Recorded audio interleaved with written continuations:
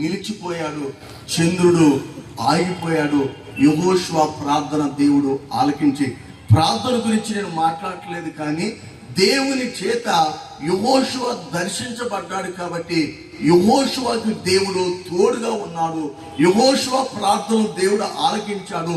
ప్రతి యుద్ధంలో కూడా యెహోషువను దేవుడు గెలిపించినట్టుగా దేవుని లేఖనాల ప్రకారం మనం చూస్తున్నాం.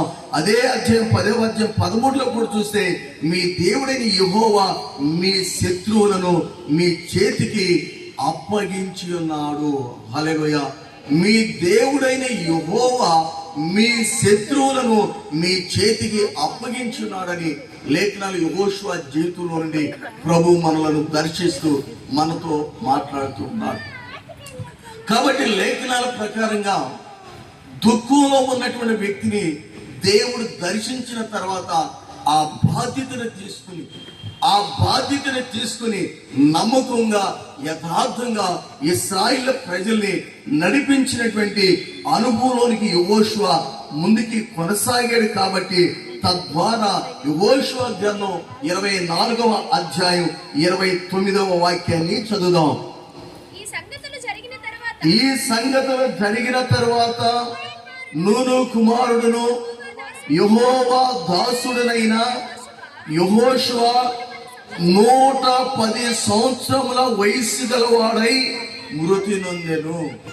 ఈ విధంగా దేవుని సన్నిధిలో తన నామ మహిమార్థంగా, ప్రభు నామ మహిమార్థంగా నడుస్తూ 110 సంవత్సరాలు జీవించి యెహోషువ మృతి చెందినట్లుగా, మరణించినట్లుగా దేవుని వాక్యంలో మనం చూస్తున్నాం. కాబట్టి యెహోషువ దేవుని చేత దర్శించబడినటువంటి అనుభవాన్ని ప్రభు మనకి జ్ఞాపం చేస్తున్నాడు. మనం కూడా దేవుని చేత దర్శించబడినప్పుడు మనకు వచ్చే మొదటి ఆశీర్వాదం దేవుడు నీకు తోడై ఉండుట.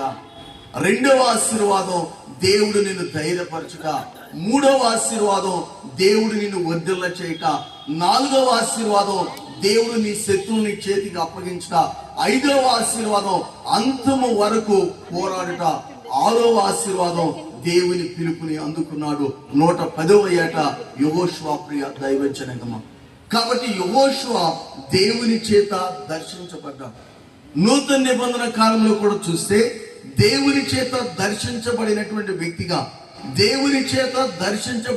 వ్యక్తిగా లూకా సువార్త 5వ అధ్యాయంలో ఉన్నటువంటి మాటను చదువుదాం.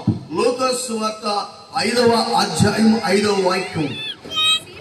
సీమోను ఏలినవాడా, రాత్రి అంతయు మేము ప్రయాసపడితిమి, గాని మాకేమీ దొరకలేదు.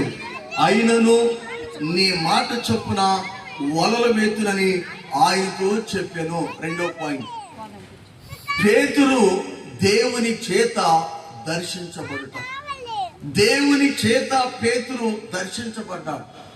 పేతురు దేవుని చేత దర్శించబడటానికి 3 లక్షణాలు ఉన్నాయి ఇక్కడ.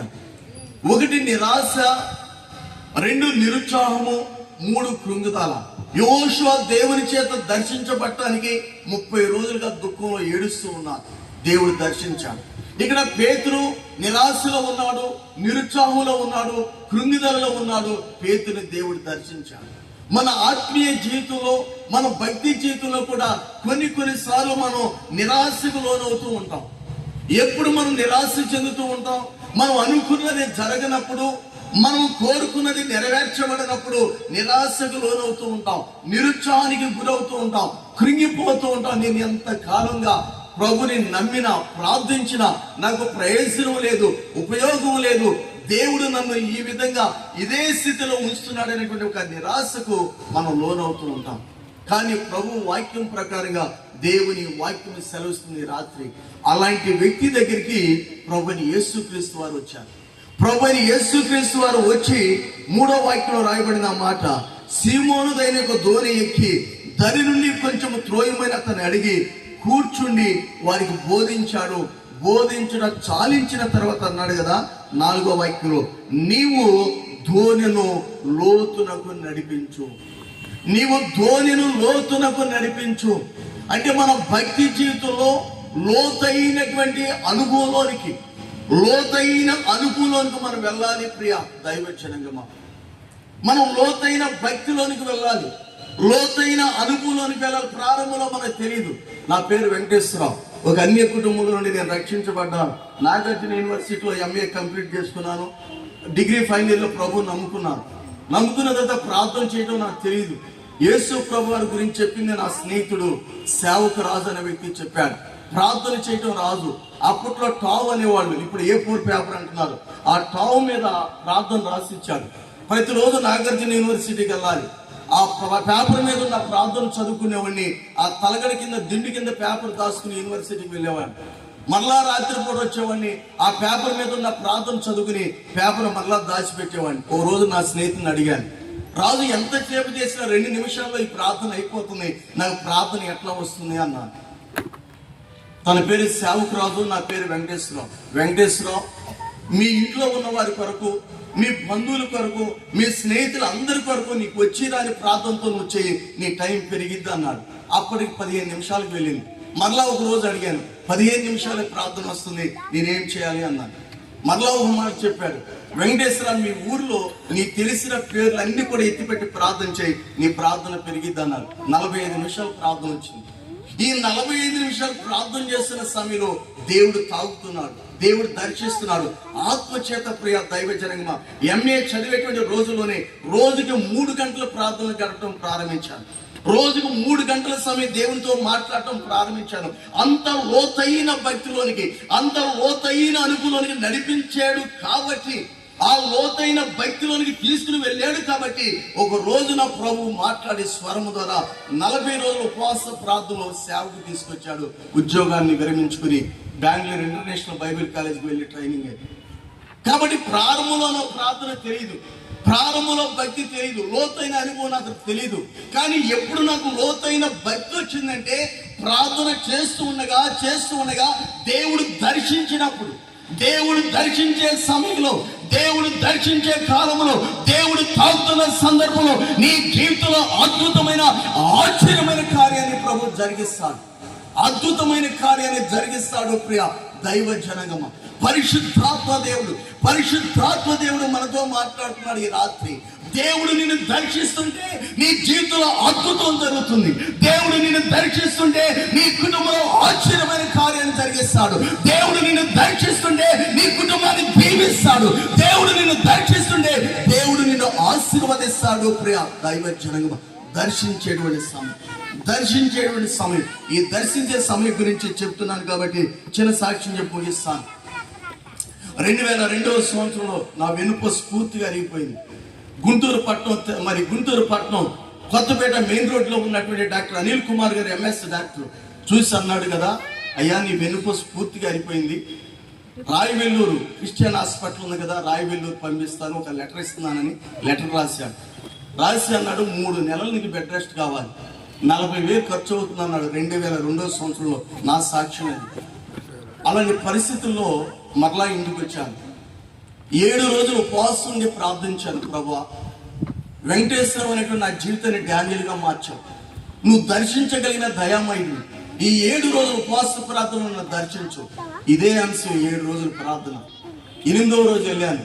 బై రిక్వెస్ట్ మీద అన్ని టెస్టులు చేయించాను. డాక్టర్ అనిల్ కుమార్ గారు బై రిక్వెస్ట్ మీద చేయించినప్పుడు రిపోర్ట్స్ వచ్చినాయి, నీ వెన్నుపూసగానే ఉంది. ఇది ఎట్లా జరిగింది అన్నాడు. నా సాక్ష్యాన్ని చెప్పాను. ఎందుచేతండిగా ప్రియ దైవజనంగమా, నేను నిన్నటి దినమందు ప్రార్థన చేస్తుంటే నాకు పేపర్ చదివే అలవాటు చదువుకునే రోజుల నుండి ఆంధ్రజ్యోతి పేపర్ ఫాలో అవుతాను. ఆ పేపర్లో ఈరోజు అతి భారీ వర్షం మార్చాలి పట్టణానికి అని వార్త వచ్చింది పల్నాడుకి. ఈ అంశాన్ని బట్టి ప్రార్థన చేస్తుంటే ప్రభు ఈ విషయాన్ని చెప్పాడు.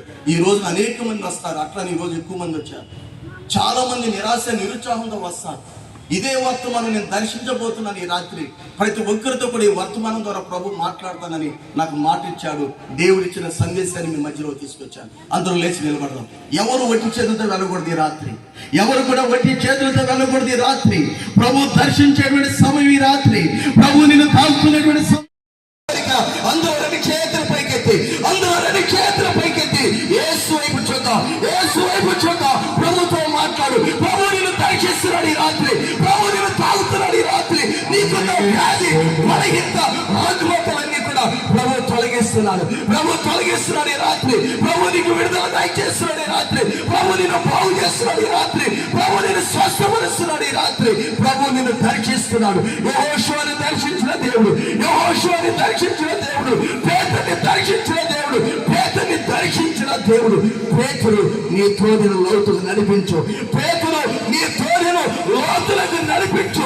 ఈ రాత్రి నీ భక్తి జీవితం, ఈ రాత్రి నీ ప్రార్థన జీవితం, ఈ రాత్రి నీ సహవాసం జీవితం లోతైన అనుభవానికి, లోతైన అనుభవానికి, లోతైన అనుభవానికి వెళ్ళాలి. ప్రార్థించడం ప్రభువా మీకు వందనాలు. నన్ను దర్శించండి ప్రభువా, నన్ను తాకండి రాత్రి ప్రభువా. నేను ఎత్తి చేతులతో వెళ్ళకూడదు ప్రభువా. నీ ఆశీర్వాదం నేను పొందుకుని వెళ్ళాలి. నీ దీవెనలు నేను పొందుకుని వెళ్ళాలి. నీ అభిషేకం నేను పొందుకుని వెళ్ళాలి. నీ స్వస్థత నేను పొందుకోవాలి. ప్రార్థించడం ప్రభువా మీకు వందనాలు. స్తోత్రాలు తండ్రి.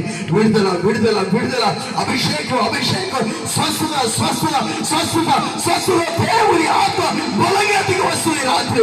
దేవుని ఆత్మ అభిషేకం బలంగా దిగి వస్తుంది రాత్రి. శలములు రికాల రికబల బలముల రికబల శలములు రికబల శల రికబల రికబల సుశలముల రికబల శలములు రిక రిక సమల శలములు రిక.